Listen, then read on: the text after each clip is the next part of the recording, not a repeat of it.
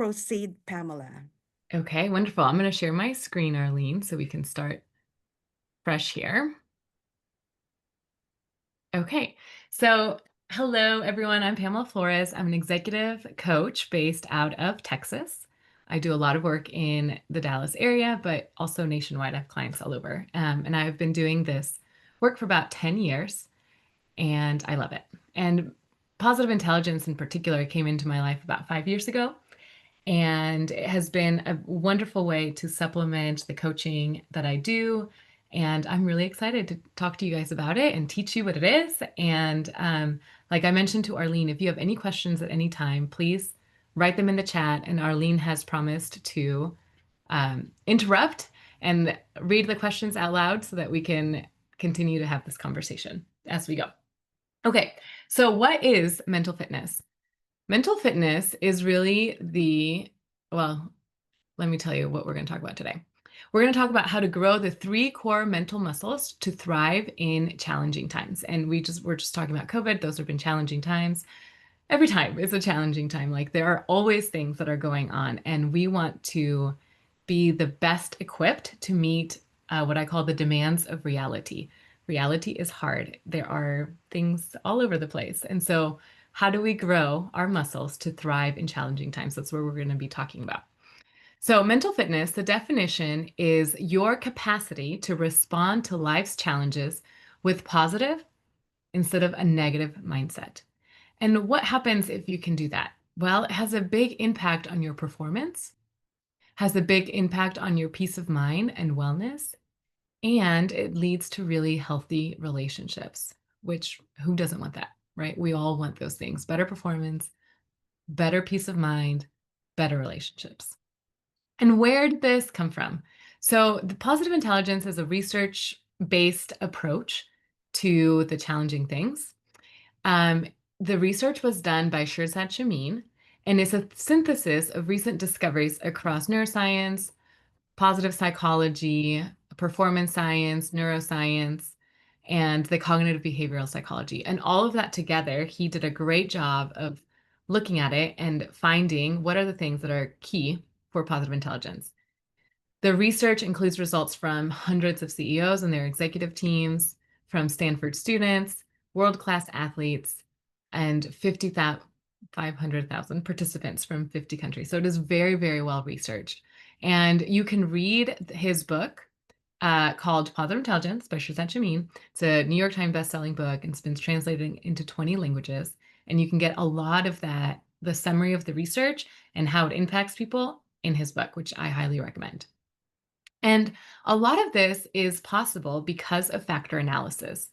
And factor analysis is really taking all the information, all the data, and finding the root cause of that, which results in what we would say is radical simplification.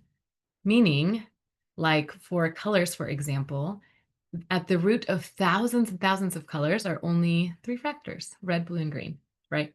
And out of those 3, you can make so many things. So that's the same thing for positive intelligence. They researched all this stuff and they found there are only 3 core muscles that are at the root of our mental fitness. And those are the saboteur interceptor, which we will talk about what that is because that is a funny word. The sage, another funny word that you're like, what is this? And we will give that definition as we go along.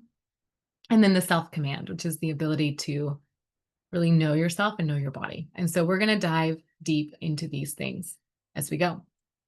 And what's interesting too is that we all have these 10 saboteurs, and we all have these 5 sage powers or ability to either be led by the negative or be led by the positive. And we're impacted in different ways by this. And if we can understand how the saboteurs show up for us, and then have a better understanding of how we can use these sage powers, it will transform our ability to deal with hard things. So these are the 3 things that we're going to dive into. So let's start with the saboteur interceptor. At the top of the saboteurs is this judge, this idea that we all have a voice inside of our heads that you likely notice when you make a mistake. Like, so think about the last mistake that you made, whether it was a small one or a big one. How did you talk to yourself? What did you say about that? Were you like beating yourself up and saying, hey, that was really terrible. How could you have done that? You're such a bad, blah, blah, blah, blah, blah, right? That's the judge. That voice that tells you how you're doing, especially when you're not doing well, that's the voice that we want you to identify and to grow. And the judge is going to judge three things. They're going to judge ourselves. How am I doing? They're going to judge other people. How are they doing? Are they doing okay? Do I approve? Do I not approve? Is this good? Is this bad? And it's going to judge situations. Is this a good thing? Is this a bad thing? Is this going to lead to positive things? Is it going to lead to negative things? Right? And we all have the judge internally in us. And it shows up differently for some of us. So for some of us, it might be it's really strong for myself and I'm more lenient and I don't notice it as much when it comes to other people or situations. For some of you, it might be that the judge is really loud and you're very critical of others and you're aware of that and and you're like, ah, I know that, but I don't know how to change it. Or you're very quick to judge a situation and say, well, this is bad. This is just terrible. Nothing good will come out of this. Right. And the thing is, if we just had the judge, I think the sage part of our brain, which is this part of us that knows better, I think that part could win. But it's not just the judge that we have. We all have these saboteurs as well. And saboteurs are little accomplices to the judge, right? So they have different styles and motivations, but these are the saboteurs, the things that come up in our brain, in ourselves, when we feel like things are not going well. So we'll just use a really simple example of you have to work on a really hard project and you don't know what to do or where to start, how to do it. So, or you're behind on a project, right? If you have the controller saboteur, the controller is going to show up as like, no, we have to do it my way or no way. My way or the highway, right? I know what's best and everybody else better listen to me. Or you could go into the stickler saboteur as we go down, which means this has to be perfect. And this, I have to pick the specific font for this project. And if I don't pick the right font, then everything's going to fall apart, right? Or the avoider, like, this project is really hard and I just don't want to look at it. So I'm going to do everything else I know to do first before I can actually do that one. Or the hyperachiever, which means this has to be the best. I have to be the best person in this and I can only focus on being the best, right? And I'm going to achieve the most. I'm going to go above and beyond to do this, because if I don't, then who am I, right? Or the pleaser, like what is everybody around me, what do they need? What would make this person happy in the project? What would make this person happy? What would make this person happy? And we're just looking for how do we please the other person, the people around us. The victim is, oh, why do I have to do this project? Hard things always come to me. I'm always the recipient of bad projects, bad stuff. Restless is like, yeah, I have this project, but before I do this project, I have to focus on 50 other things. And you have like 10 projects that you're running at once. And somebody, asks you to do something. And you're like, yes, of course I can. Or hypervigilant. And you're so aware of what are all the things that could go wrong? How could this person screw us? How is this thing going to fall apart? What is the danger over here? You're looking for where is the bad going to be coming from? And the hyper-rational is, okay, we only need logic and we only need data. If we have those two things, we can solve all the problems in the world. And you lose the importance of emotions, right? The humanity of us. So I would love for you guys to, in the chat, just put in what you think your hyperachiever might be. Or, not your hyperachiever, your saboteur. I would love for you to write down what saboteur you think you might have present, or which one you definitely don't want to have. And there's usually a correlation. If we don't want one, it means that it probably is one that we have. So just type it in as you go. And I know for me, I'll share mine. I have a strong avoider, which I don't like about me, and I'm working on it. And I have a strong hyperachiever. So what's really interesting is when I don't feel like I have done as well as I need to, then that's when my avoider turns on. And it is what it is, right? Okay, so we have an assessment that you can take where it will tell you what your profile is for these saboteurs. And it'll give you your individual results, and you'll get to understand how this shows up for you. And you'll get a little report that looks like this. that says, okay, this is the stickler. This is what it looks like. Here's some characteristics and thoughts. So I'm going to leave the screen up for a second. If you want to take this, not right now, but after the presentation, take the screenshot or, use the QR code and it'll take you right to that saboteur assessment. So, and I'll put the link to at the end of the presentation so that you can have that. Okay. So if we all have these saboteurs and we all have this age, what's the difference? And this is where I like to talk about how the saboteurs are in a part of our brain that is the survival part of our brain. It's really run by the amygdala and the, I'll put it up here, the parts of our left brain. And this is the part of your brain that says, hey, we're in danger. The amygdala is firing, like something bad is happening. We are in fight, flight, or freeze. And bad, like we gotta just fight, right? Whereas the sage is in the other side of your brain. It's in the middle prefrontal cortex, the empathy circuitry, and it's parts of the right brain. And this is the thriving part of your brain. And you can only be in one or the other. So you can either be in survival or you can be thriving. You cannot be in both at the same time. So if your survivor brain is active, then your thriving brain is suppressed. If your thriving brain is active, then the parts of your survivor brain are suppressed, right? And I have a funny video here that I'll show, is we want our survivor brain to be active. We want it to be really good for really dangerous situations like this bear here. And I'm gonna...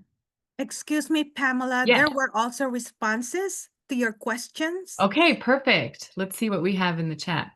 Do you want me to read it to you? Let me take a look. Okay.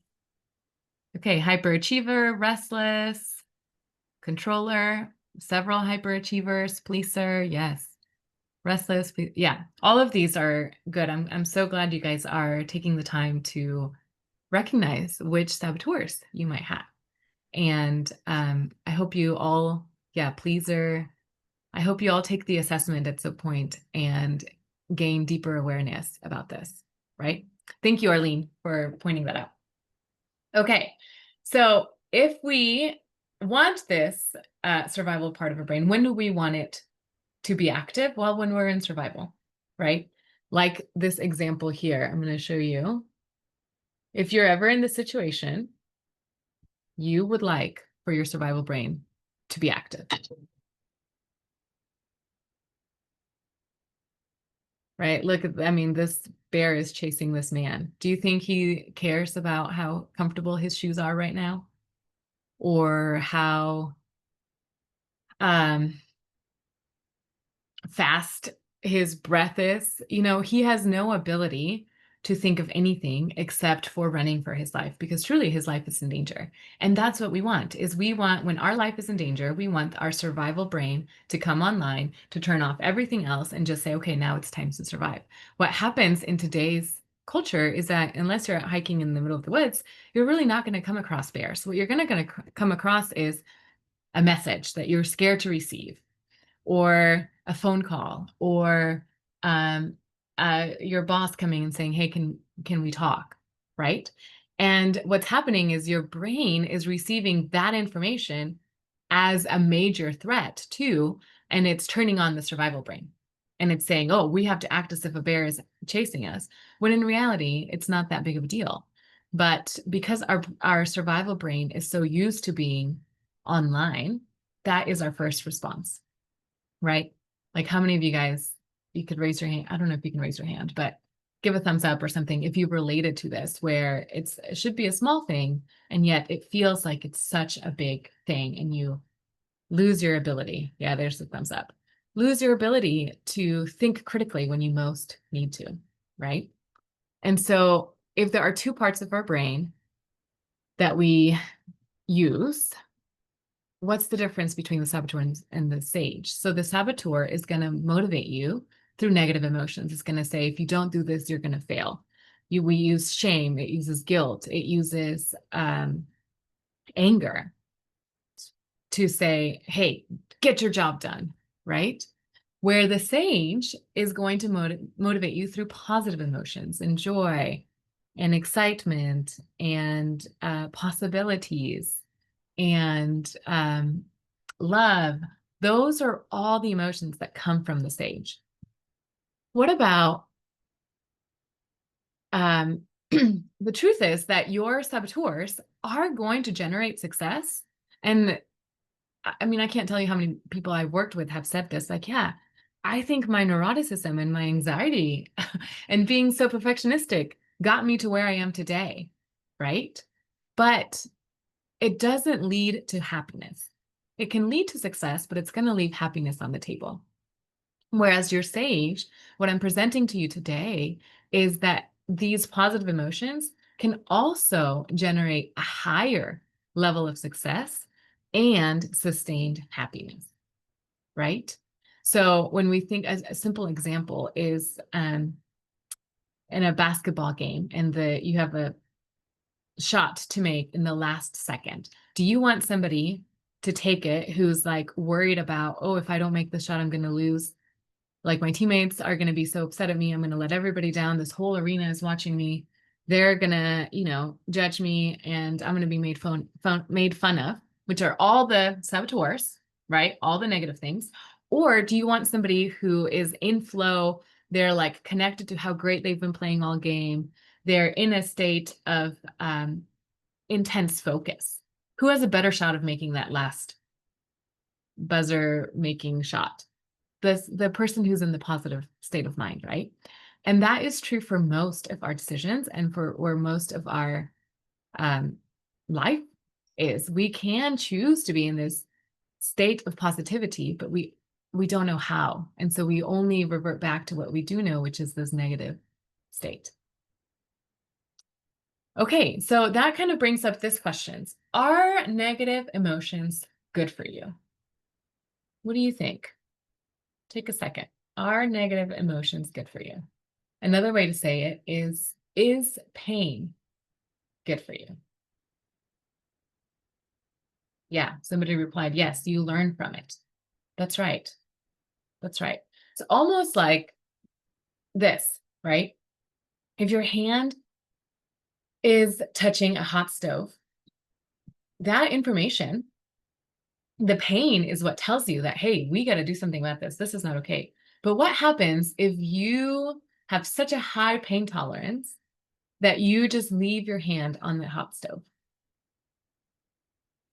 What happens then? You will burn your hand through, right? And I think the same is true when we have negative emotions. They're really only helpful for about 1 second as an alert signal. We need the pain to tell us that something is wrong. But if we sit in it, it is detrimental. If we stay in the negative emotion, it can hurt our ability to see clearly and respond with empathy, curiosity, creativity, and laser-focused action, right? So negative emotion is a saboteur. Anytime. Okay, and let me just caveat this and say this.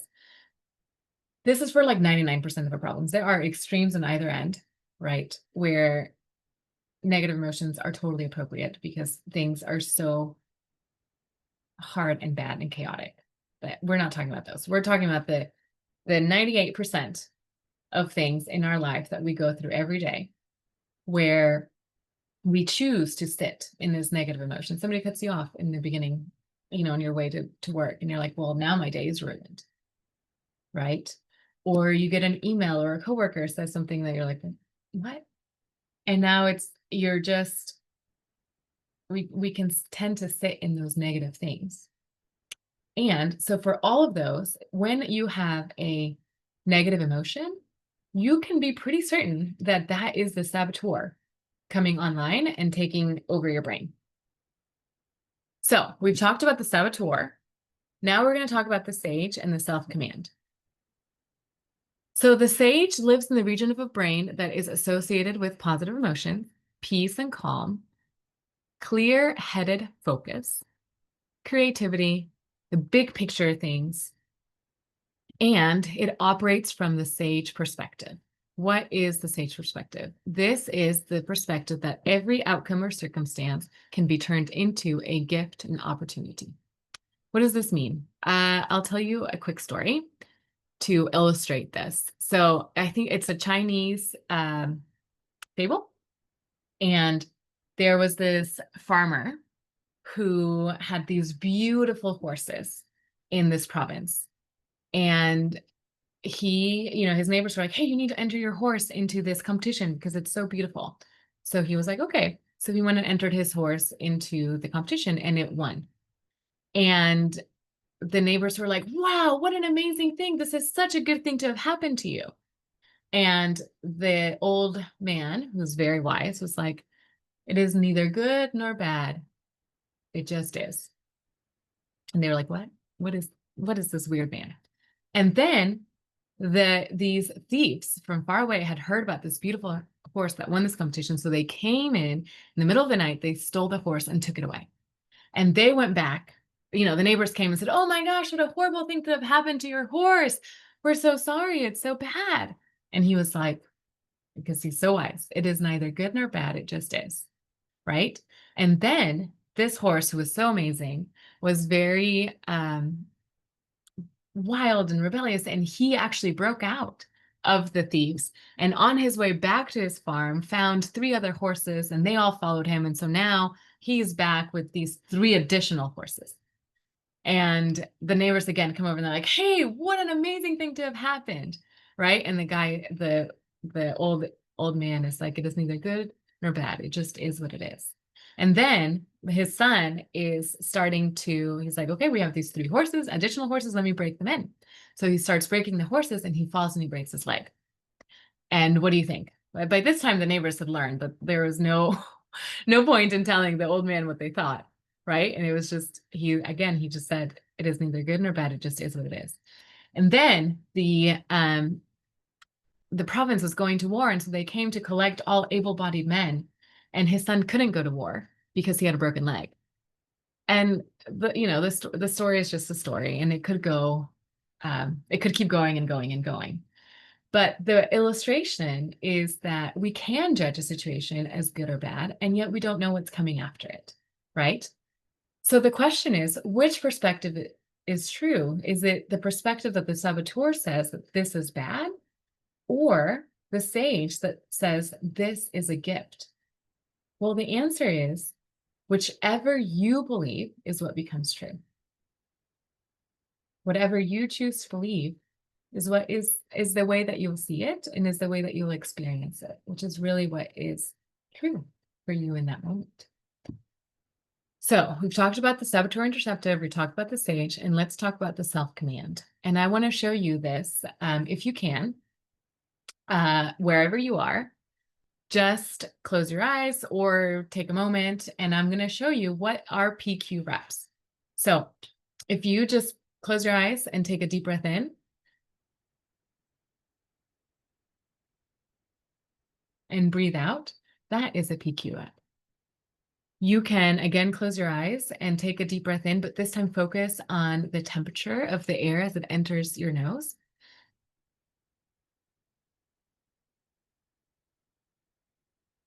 And as it goes out. You can focus on what is the sound that is furthest away from you. What is the sound furthest away from you that you can hear? So listen for the furthest sound.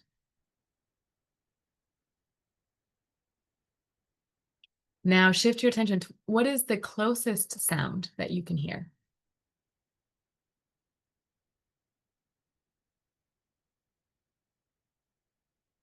One of my favorite PQ reps is if you put your index finger and thumb together and you rub them so lightly, and you want to pay such close attention that you can feel each of your fingerprint ridges.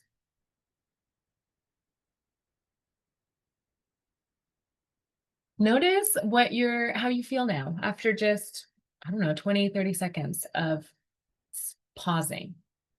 By doing these PQ reps, we are hacking our brain, and we're saying, hey, you cannot be in survival in survival mode. We are in thriving mode, because as you're running away from a bear, are you going to be able to think about the temperature of the air? Absolutely not. Absolutely not. And if only one part of our brain can be active, then you pausing to being and allowing yourself to be fully present in the moment tells your brain that you are not running away from a bear, right? So the simplicity of this operating system is that if you're feeling negative emotion, as much as you can, stop it. I know it's easy to say, right? But you're identifying that you're in saboteur mode. You want to then do some of these PQ reps to quiet the saboteurs and activate your sage, and assume the sage perspective. That is, that every problem can be converted into a gift and an opportunity. And you want to generate, you're not just going to sit there and wait for the gift to happen. You're actually going to go do something about it. You're going to generate the gift by using these sage powers like empathy, curiosity, creativity, calm, clear-headed action, right? So is it really possible to just shift from saboteur to sage perspective, even in tough challenges? The answer is yes, but the speed and depth of the shift depends on the mental muscle strength. What does that mean? It means that you guys have sat in a lot of these presentations, and we know that lasting positive change requires both insight, but also practice and mental muscle. And it's about 20% insight, 80% muscle, right? So knowing this will help you about 20% of the time. But if you really want to change it, then you got to do something about it. You got to practice. And it requires intense initial practice. And what the research has found is that if you can do PQ reps for about 15 minutes per day for 6 to 8 weeks, you will experience a significant change. Yeah, I just saw that. PQ seems to make you feel more relaxed and more focused. That's right. That's exactly what it's meant to do. And the analogy here is, if you can attack it right away, you can't defeat a gang of 10 bandits by sending one new fighter per day for 100 days, right? You got to send them all in at once, and that will make you the progress. And that's the same thing with 15 minutes a day is actually enough to really make change in your brain to improve and build the muscle of the neurological pathways in this thriving brain, right? So here is my gift to you as a PQ program. It's a program that I run that is 6 weeks in length. Every week you'd watch 1 hour weekly video on an app, and you would do 15 minutes of practice per day.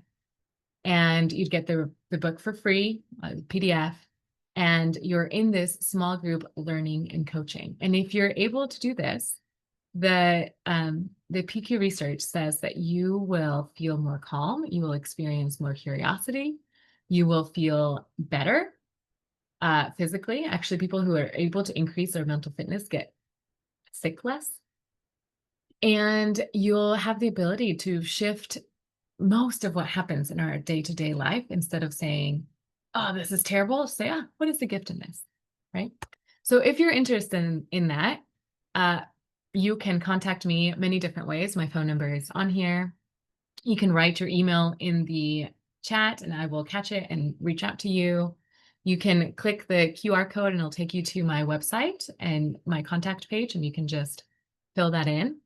But I am working on filling a PQ group right now, and we are hoping to start December 1st. So you have a couple weeks to think about if this is something that you would want to work on and build this mental muscle. Okay, are there any questions? Pamela, what does it mean by participate with at least one other accountability partner? Yes, that means that when we do this, you will go through the group in a group size that's at least 2 to 12. So I have one other person already in this group that I'm starting, which means that we will be able to start as long as more than one person signs up. So that, yeah, it means that the more people, the more you can learn about how this impacts you and impacts other people. The participants have been posting their email addresses on the chat. Would you rather Perfect. that they email you the Either way. Pamela Yeah, yeah, yeah. Flores coaching? Any of that is good. I Okay. am capturing their emails right now, and we'll send them an email later if they want. But if they want to just send me an email too, that works. We have a question here. Will this Yes, presentation be sent to us? it can be. Yes, I will be happy to send that to you. Thank you. Okay, I am actually not able to grab the. Are you able to grab the email addresses, Oh, yeah. Arlene? Do you want me to send it to you? Yes, if you could. For Yeah, some I reason, will it's send not it to letting you. me copy and paste. Yeah, because we don't say their names. The people who have submitted their names are ML, LMH, and LY. So I will Okay, email these names to you. perfect. Perfect. Thank you. And you mentioned a book, Pamela. What does Yeah. that mean? Is it your book or the book of the original author of the Yes, paper? it's the book of the original author, Shirsad Shameen. He has a book called Positive Intelligence, and it is a wonderful book. It'll go deep into the content that we went over today. And so you can get that anywhere. You can listen to it on Audible or however you listen to books. You can read it. And then he has a program too on an app that this is what we would be going through as well. The Thank QR code didn't work. Okay. you. So much for my testing it. Let me send it to you. Let me put it on GitHub too. Right, because it says can't find the page. Okay. Thank you. Yeah, sometimes QR codes, they expire quickly. Yeah, which I tested it right before. So, technology sometimes Yes. doesn't do what we want it to do. So you type the email address in case you're listening.